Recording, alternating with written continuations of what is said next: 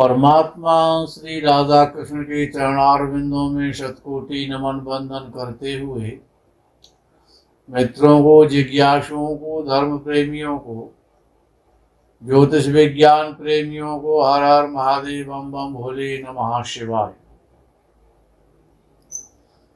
मित्रों, आप बड़ी सौभाग्यशाली हैं कि घर बैठे आप ज्योतिषी बनते रहते हैं। ये सौभाग्य है आप सभी का, हम सभी लोगों का ये सौभाग्य है कि इस आधुनिक युग में, इस नए जमाने में, इस नए जमाने के दौर में कितनी श्रेष्ठ और सुंदर सुविधाएं प्रारंभ हो गई हैं। आज आपसे बहुत कुछ बात करने की इच्छा है।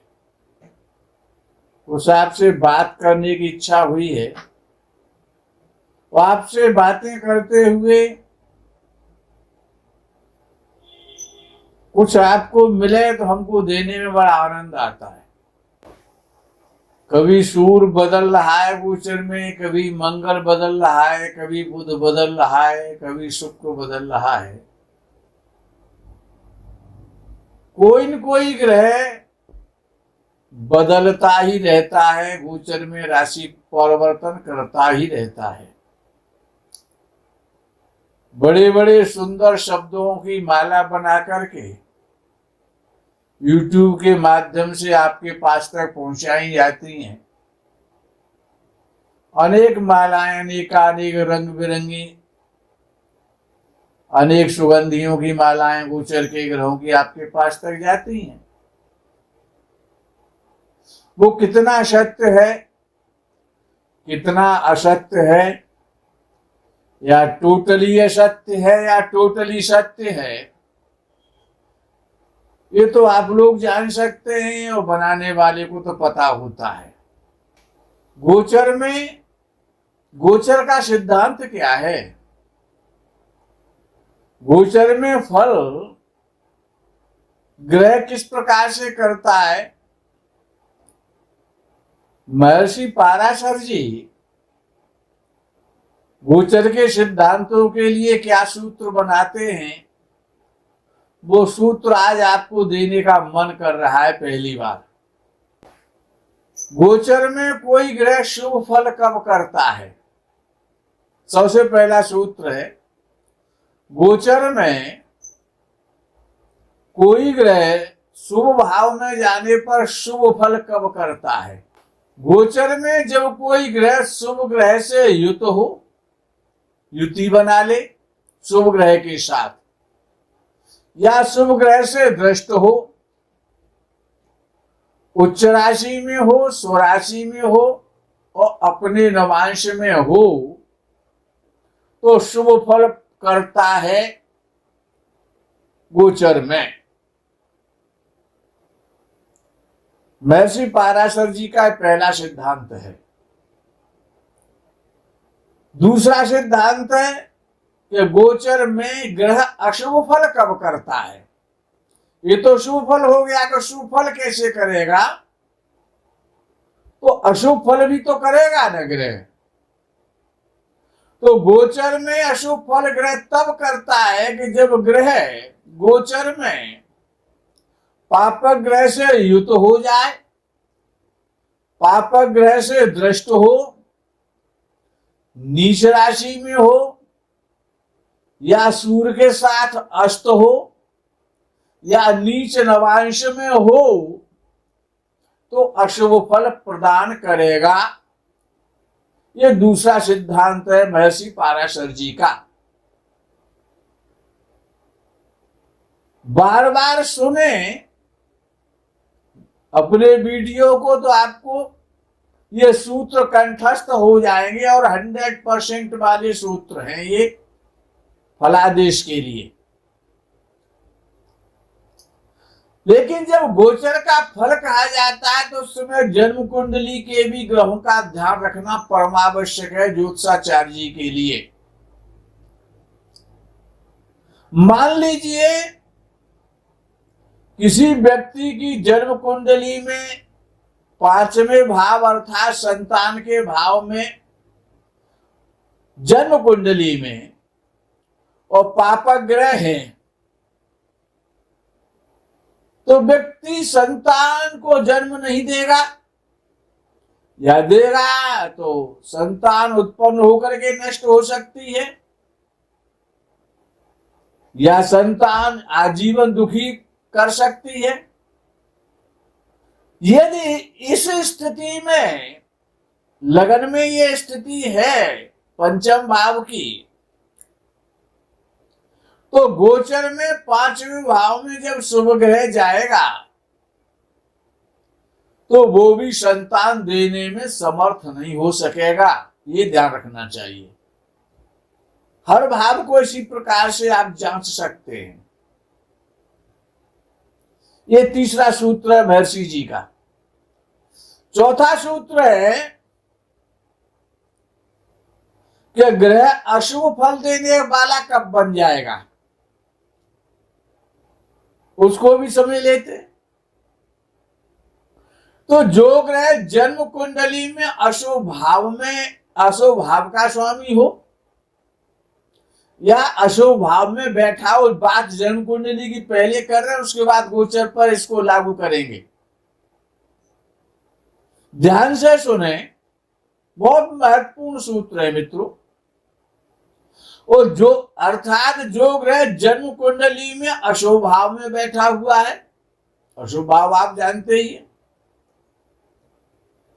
6-8-12, 3-6-8-12, ये अशुभ भाव भी कहलाते। अशुभ भाव में हो, अशुभ भाव का स्वामी हो या अशुभ भाव में बैठा हो, कमजोर हो, नीच राशि का हो या नीच नवांश में हो, तो इस प्रकार का ग्रह गोचर विचार करते समय शुभ भाव में स्थित हो तो भी वह शुभ फल नहीं करेगा। समझ लिया सूत्र? पुनः एक बार समझाने का प्रयास करता हूं, टेढ़ा नहीं है, बहुत सीधा है कि जन्म कुंडली में कोई ग्रह अशुभ भाव का स्वामी हो या अशुभ भाव में बैठा हो, निर्बल हो, नीच राशि का हो या नीच नवांश में हो,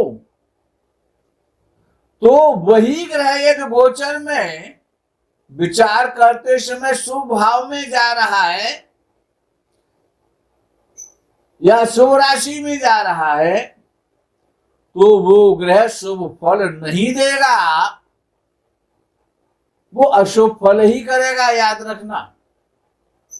पांचवा सूत्र है महर्षि पाराशर का कि जिस समय गोचर का विचार किया जा रहा है किसी भी ग्रह का, उस समय भी यदि कोई ग्रह नीच राशि, नीच नवांश, शत्रु ग्रह से दृष्ट हो, अस्त हो, क्रूर ग्रहों से युति बना के बैठा हो, तो शुभ भाव में होने पर भी वो ग्रह शुभ फल नहीं देगा, असमर्थ रहेगा। छठवां सूत्र है ऋषि पाराशर जी का कि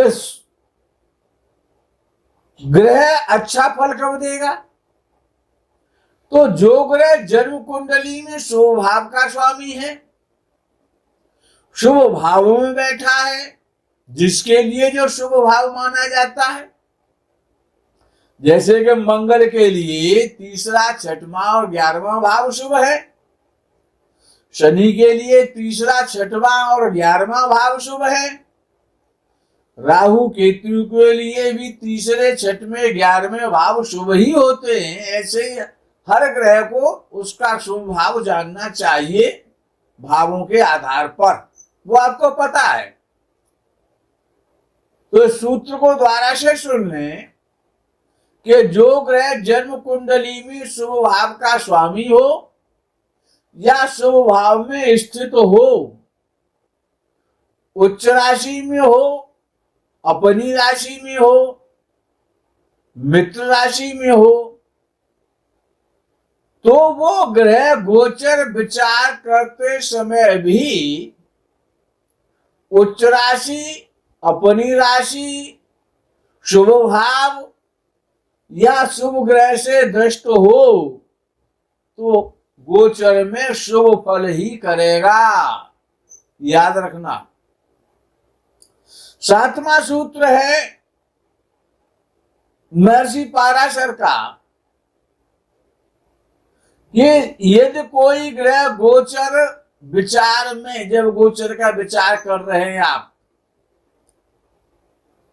अशुभ फलदायी हो, गोचर में वो अशुभ फल दे रहा हो, परंतु जन्म कुंडली में योग कारक बना हुआ हो, कोई राजयोग बना रहा हो, वो ग्रह धर्म कर्माधिपति राजयोग बना रहा हो, केंद्र त्रिकोण का राजयोग बना रहा हो, अन्य जो भी राजयोग में से कोई यदि वो राजयोग बना रहा है,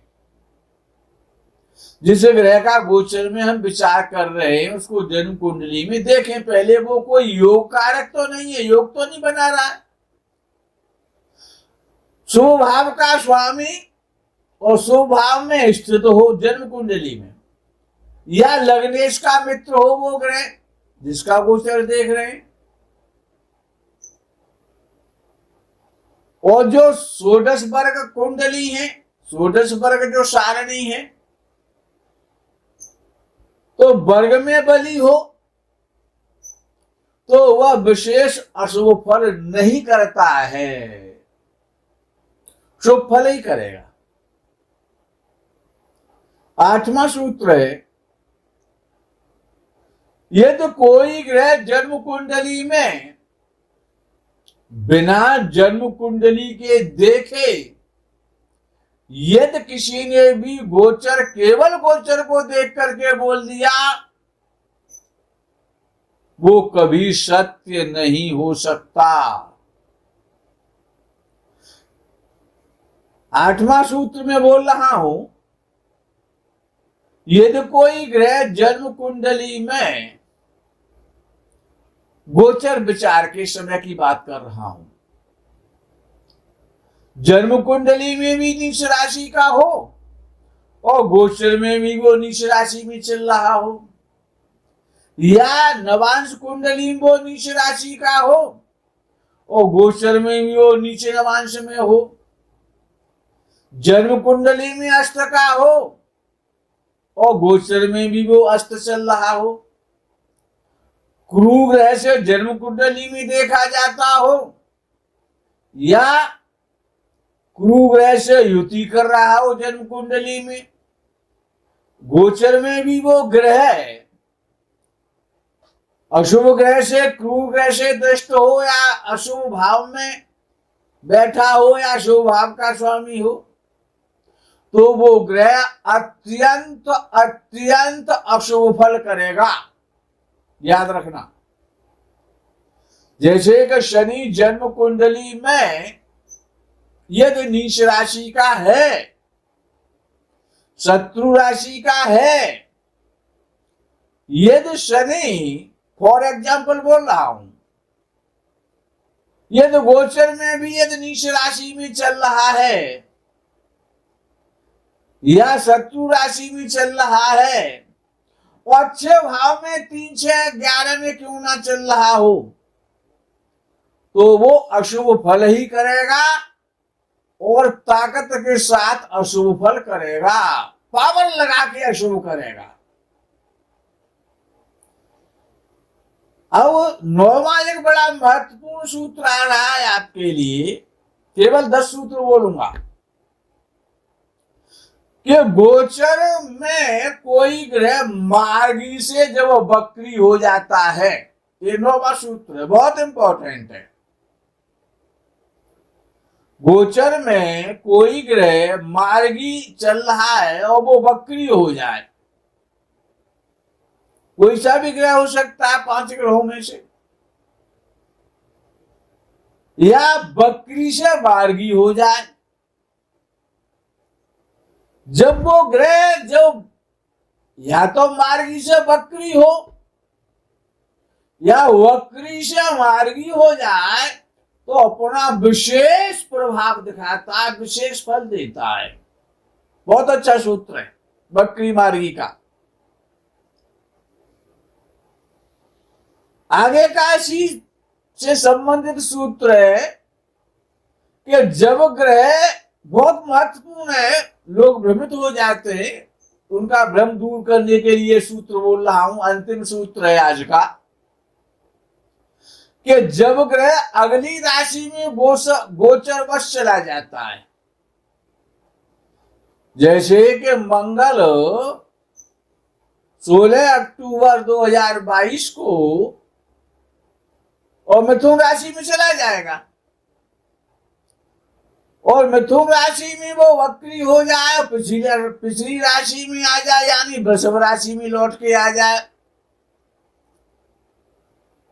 अर्थात जब ग्रह अगली राशि में गोचर वश चला जाता है और कुछ समय के लिए वक्री होकर के पिछली राशि में आ जाता है, तब भी वो ग्रह अगली राशि का ही फल देगा, ना कि वक्री होकर के जिस राशि में आ गया उसका फल नहीं देगा। जिस राशि में वो था, जिससे वक्री होकर के पीछे आया है, उसी राशि का फल देगा, पहली वाली का जिसमें चल रहा था।